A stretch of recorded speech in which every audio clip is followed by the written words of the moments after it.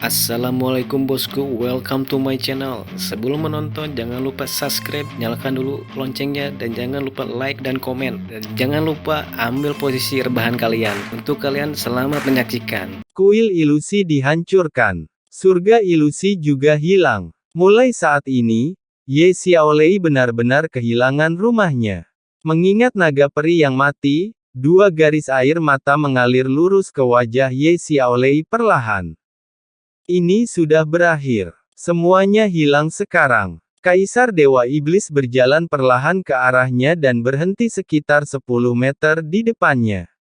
Dia mengulurkan tangannya ke Ye Xiaolei dan berkata, "Ayo, ikut aku. Jangan khawatir, aku tidak akan menyakitimu. Selama kau dengan tulus menjadi bagian kedewaanku, aku bahkan dapat memilih untuk tidak menghapus ingatanmu. Ikuti aku dan kau akan menyaksikan banyak keajaiban. Dan menjadi dewa sejati di tanah suci." Mata Ye Xiaolei menatap Kaisar Dewa Iblis. Dia bahkan melihat ketulusan di mata Kaisar Dewa Iblis. Pada langkah Kaisar Dewa Iblis, dia telah meletakkan semua kegelapan, adapun dia, orang biasa tidak lagi penting. Pencariannya telah mencapai tingkat yang sama sekali baru. Aku sudah menunggu lama dan aku tidak ingin menunggu lebih lama lagi. Aku berharap mendapatkan dewa yang sadar, sehingga setidaknya aku tidak akan kesepian di masa depan. Tidakkah menurutmu begitu? Bahkan, seringkali, kegembiraan dan kesedihan hanya sementara. Waktu akan menyelesaikan segalanya. Setelah kau mengikutiku dan melihat dunia yang berbeda, kau pasti akan melupakan semua masa lalu. Ikutlah denganku, aku yakin kamu tidak akan menyesalinya. Suara Kaisar Dewa Iblis sangat lembut karena dia selalu memiliki senyum tipis di wajahnya dan matanya juga menjadi sangat lembut. Itu seperti seorang ayah yang memanggil putrinya. Mata Ye Xiaolei berangsur-angsur menjadi bingung. Akhirnya, dia mengangkat kaki kirinya dan perlahan-lahan mengambil langkah, dan kemudian dengan kecepatan yang sangat lambat, dia berjalan menuju Kaisar Dewa Iblis. Kaisar Dewa Iblis tersenyum lebih cerah. Jauh lebih mudah untuk bergabung dengan dewa yang patuh daripada dewa pemberontak, dan lebih mudah baginya untuk menstabilkan wilayahnya. Tentu saja, apa yang dia katakan kepada Ye Xiaolei juga dari hatinya, benar-benar tulus. Karena ini, Ye Xiaolei bingung. Dia tidak pernah melihat Ye Xiaolei sebagai ancaman dan setelah dia bergabung dengan kekuatannya, dia bahkan tidak akan menjadi ancaman. Selain itu, apa gunanya menyelamatkan kesadaran seseorang? 10 meter, 9 meter, 8 meter, 7 meter. Ye Xiaolei berjalan menuju Kaisar Dewa Iblis selangkah demi selangkah. Kaisar Dewa Iblis tampaknya takut dia akan menakutinya, jadi dia hanya berdiri diam dan mengulurkan tangan kanannya. Dia diam-diam menunggu. 5 meter, jarak di antara mereka hanya 5 meter. Jika Ye Xiaolei berjalan 2 langkah lagi, tangan Kaisar Dewa Iblis bisa menyentuhnya. Pada saat ini, matanya menjadi lebih bingung dan sepertinya dia tidak bisa melihat di depannya dengan jelas seolah-olah dia tenggelam dalam keadaan lain. Langkah lain, dan jarak kembali diperpendek. Mata Kaisar Dewa Iblis mulai menunjukkan kegembiraan. Sepanjang hidupnya, dia tidak pernah meminta banyak, tetapi menjadi dewa sejati adalah tujuan terbesarnya. Belum lagi dia bisa menghindari rasa sakit dari efek aturan kedewaan. Jadi, ada emosi nyata yang ditunjukkan di matanya. Tapi, juga pada saat ini, tiba-tiba, Kaisar Dewa Iblis terkejut. Tiba-tiba, dia melangkah maju dan meraih Ye Xiaolei dengan tangan kanannya tanpa sadar. Kemudian mata Ye Xiaolei yang hilang tiba-tiba menjadi jelas. Sekarang, matanya yang jernih dipenuhi dengan kebencian yang mendalam. Sosok putih cemerlang muncul di depan Ye Xiaolei tanpa peringatan apapun. Dia bahkan memiliki aura kehidupan yang khususnya milik Ye Xiaolei. Tangan Kaisar Dewa Iblis menyentuh sosok putih itu, dan itu adalah kepalan tangan. Cahaya terang yang tak terlukiskan dari dada sosok ini tiba-tiba keluar. Kaisar Dewa Iblis hanya merasa bahwa apa yang dia hadapi adalah langit yang tak terbatas, setiap bintang mekar dengan kecemerlangan terkuatnya. Cahaya itu tidak terbatas, dan kekuatannya sepertinya menerangi semua kegelapan. Karena semua ini terlalu mendadak, Kaisar Dewa Iblis terlalu ceroboh sekarang. Jadi, dia tidak punya waktu untuk melawan. Dia harus melepaskan tinjunya dan melipat tangannya di depannya. Semburan cahaya putih pekat antara sosok itu dan Kaisar Dewa Iblis membentuk bola cahaya putih besar. Garis ungu melayang di lengan Kaisar Dewa Iblis. Kegelapan murni menolak untuk menyerah, dan sepenuhnya menahan dampak dari cahaya abadi. Cahaya putih tidak dapat menemukan cara untuk membocorkan, tetapi hanya untuk bangkit. Saat lurus ke atas, itu hampir menyebabkan kerusakan pada segel kain Kaisar Dewa Iblis dalam sekejap. Gemuruh keras bergema di bagian bawah segel dan menyebar dengan cepat. Karena Kaisar Dewa Iblis begitu kuat, serangannya segera menyebabkan retakan besar pada segel yang dia buat. Retakan menyebar begitu cepat di bagian bawah segel. Pada titik ini, Kaisar Dewa Iblis juga telah melihat sosok putih itu. Itu adalah seorang pria yang ditutupi baju besi putih cemerlang, dengan mahkota di kepalanya dan topeng yang menutupi wajahnya. Bahkan Kaisar Dewa Iblis ketakutan oleh aura kuat yang menindasnya. Hal yang paling menakutkan adalah domain lawannya. Kekuatan kegelapan Kaisar Dewa Iblis telah mencapai puncaknya, tidak hanya murni, tetapi juga tak terbatas dan tertinggi. Tetapi ketika dihadapkan dengan sosok putih ini, kekuatan kegelapannya, alih-alih berada di atas angin, tampaknya teredam. Ini jelas merupakan perbedaan tingkat domain. Mata Kaisar Dewa Iblis penuh dengan keterkejutan. Apa yang muncul di depannya jelas manusia. Kapan ada manusia yang begitu kuat di antara umat manusia? Bahkan kekuatannya Chen Zidian, kepala kelompok pemburu iblis, masih tidak ada bandingannya dengan dia. Pada saat itu, cahaya di langit tiba-tiba meredup. Hari sepertinya berubah menjadi malam. Kaisar Dewa Iblis, kita bertemu lagi. Mungkin, ketika aku melihatmu lagi lain kali, inilah saatnya bagiku untuk menang. Suara yang akrab dan dingin bergema di telinga Kaisar Dewa Iblis. Dia tidak bisa mempercayainya, dan dia sangat terkejut sehingga dia lupa untuk bergerak. Apakah itu kamu? Kaisar Dewa Iblis sangat terkejut saat melihat manusia kuat dengan baju besi berwarna perak ini. Matanya menunjukkan sedikit ketakutan saat dia tanpa sadar melangkah mundur. Orang yang tiba-tiba muncul di depan Ye Xiaolei dan membalikkan situasi, bukankah itu penguasa tahta segel Dewa Keabadian dan Penciptaan, pemimpin aliansi, pemimpin umat manusia, pemimpin ksatria segel ilahi kuil ksatria, Long Hao Shen. Ketika dia merasa bahwa Ye Xiaolei berada dalam krisis, Long Hao Shen datang ke sini segera setelah dia memecahkan masalah Raja Zombie yang menyerang Hao Yue.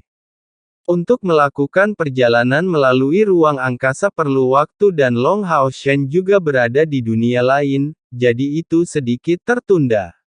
Untungnya, dengan tingkat kultivasinya dan perlindungan dari tahta keabadian dan penciptaan, dia tidak dirugikan ketika dia datang melalui ruang angkasa dari dunia lain ke dunia ini.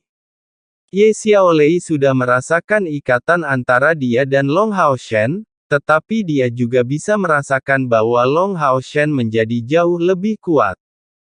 Meskipun apa yang dia rasakan adalah kekuatan jiwa Long Hao Shen, dia tahu bahwa kekuatan jiwa sangat berkaitan dengan kultivasi diri.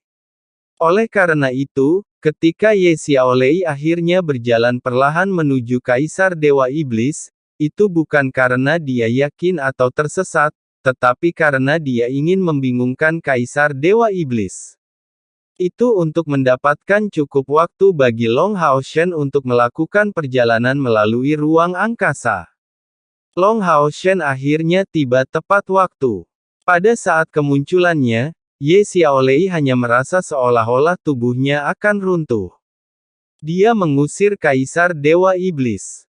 Bahkan jika Kaisar Dewa Iblis tidak siap untuk situasi tersebut.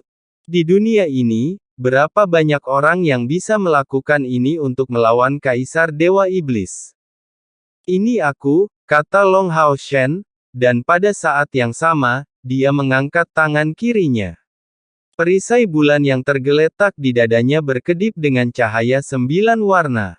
Selama proses pertumbuhan Long Hao Shen, tidak diragukan lagi Kaisar Dewa Iblis yang paling menakutkan bagi Long Hao Shen.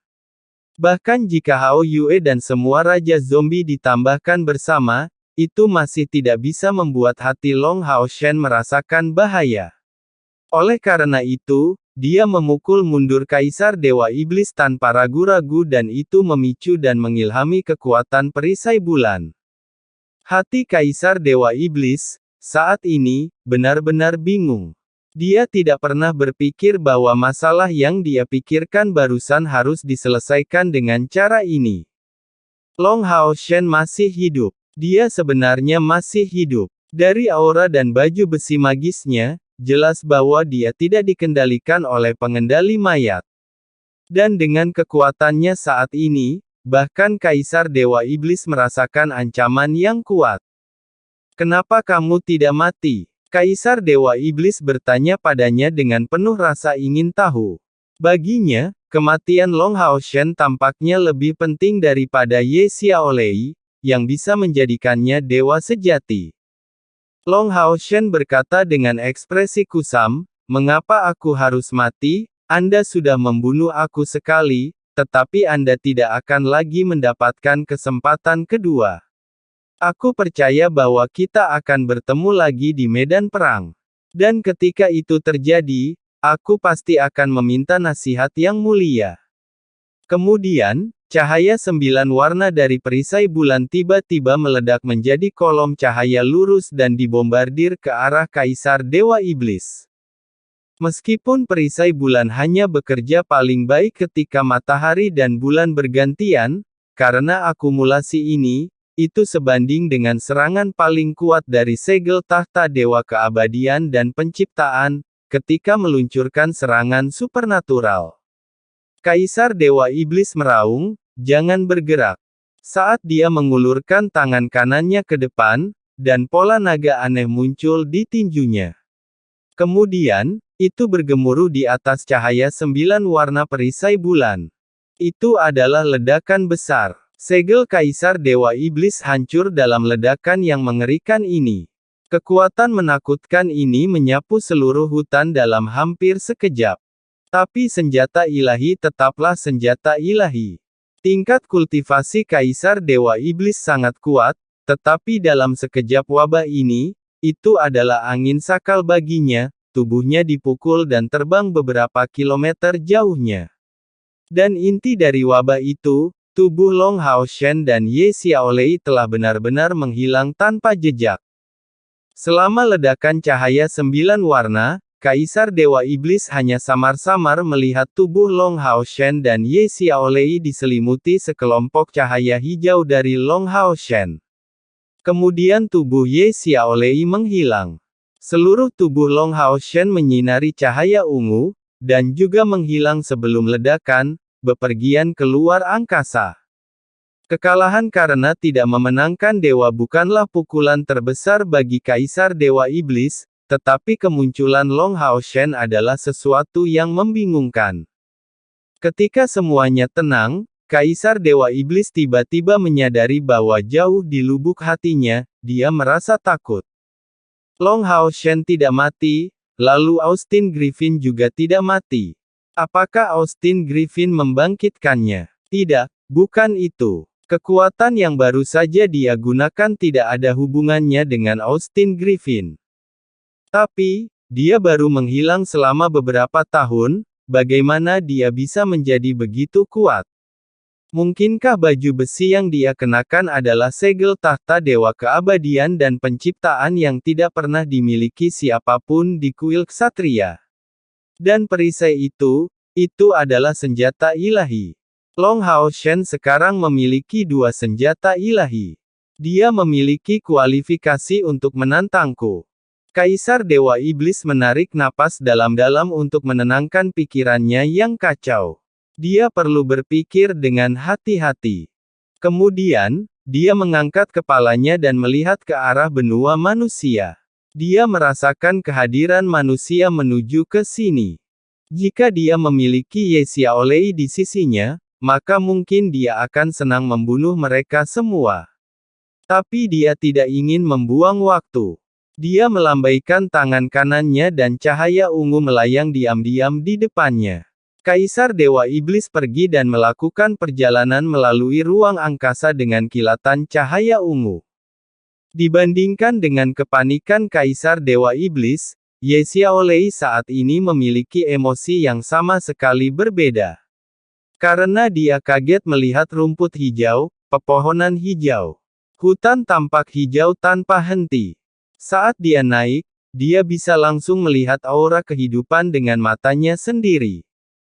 Ye Xiaolei dengan lembut jatuh ke tanah, dia dikejutkan oleh semua tanaman di sekitarnya yang sepertinya menyapa. Dimanapun itu, dia merasa begitu dekat dengan bau alam. Sebagai dewa yang hidup di dunia manusia seperti yang diinstruksikan oleh Dewi Alam, dia adalah bagian dari Dewi Alam. Meskipun dunia berbeda, aura kehidupan tetap sama. Selamat datang di dunia Iston, gadis kecil yang manis, sebuah suara yang dalam terdengar. Kemudian sosok hijau keluar dari cahaya hijau dan menatapnya sambil tersenyum. Sosok hijau ini dan tinggi Ye Xiaolei tidak banyak perbedaan, tetapi Ye Xiaolei bisa merasakan kekuatannya dan aura kehidupan yang kental dari tubuhnya. Dunia Iston. Apakah ini dunia lain? Ye Xiaolei bertanya sambil terkejut. Apakah dunia ini semua terbuat dari alam? Raja Iston mengangguk dan berkata, ya, bagimu, itu akan disebut dunia lain. Aku suka cara Anda mencium. Sangat mirip dengan aura tuanku, meskipun jauh lebih lemah. Tapi lihat, semua yang ada di sini mencintaimu. Aku adalah Raja Iston. Kamu bisa tinggal di sini. Raja Iston benar. Kamu bisa tinggal di sini. Sesosok muncul dalam sekejap. Long Hao Shen yang telah melepas baju besi keabadiannya muncul dari udara tipis di samping Ye Xiaolei. Dia menatapnya dengan mata lembut. Ye Xiaolei memandang Raja Iston, lalu ke Long Hao Shen dan bertanya, di mana tempat ini? Long Hao Shen menjawab, ini adalah bidang keabadian di dalam tahta segel dewa keabadian dan penciptaan, juga dikenal sebagai dunia Iston. Hanya ada alam dan kehidupan di sini. Aku yakin kamu akan menyukainya, kan? Ye Xiaolei menatap Long Hao Shen dan berbisik, terima kasih telah menyelamatkanku. Long Hao Shen tersenyum dan berkata, jangan ucapkan terima kasih. Akulah yang perlu berterima kasih. Jika bukan karena bantuanmu, aku akan mati setidaknya 2 kali. Tidak peduli waktu kebangkitan Cair, atau ketika aku dibunuh oleh Kaisar Dewa Iblis. Kaulah yang membantuku tetap hidup. Terutama kedua kalinya, jika bukan karena Ye Xiaolei, tidak mungkin meminta Yi Laik Esi untuk menghidupkannya kembali di Menara Keabadian. Pada awalnya, setelah Long Hao Shen dan Ye Xiaolei bertemu di surga ilusi, dia tidak menjadi tungku untuk melayani Long Hao Shen oleh Ye Xiaolei karena aura pengendali mayat di tubuhnya. Tapi dia adalah putra cahaya, jadi Ye Xiaolei akhirnya memutuskan untuk membuat kontrak dengan Long Hao Shen. Dan kontrak itu disebut gotong royong. Kontrak memberi mereka rasa koneksi, sehingga jika satu pihak dalam bahaya, yang lain bisa datang dan membantu. Ye Xiaolei membantu Long Hao Shen 2 kali dengan memberinya perawatan untuk menyembuhkan lukanya. Itu karena dia tidak pandai berkelahi. Dan Long Hao Shen, di saat paling kritis Ye Xiaolei, kembali untuk membantunya dan membawanya ke tempat yang aman. Mata Ye Xiaolei menyinari sentuhan kesedihan saat dia melihat sekeliling dunia Iston. Dia mengatakan sesuatu yang mengejutkan Long Hao Shen, tidak peduli seberapa bagus tempat ini, itu bukan rumahku. Aku tidak termasuk dalam bagian dunia ini. Long Hao Shen, aku akan menjadi tungkumu. Shen,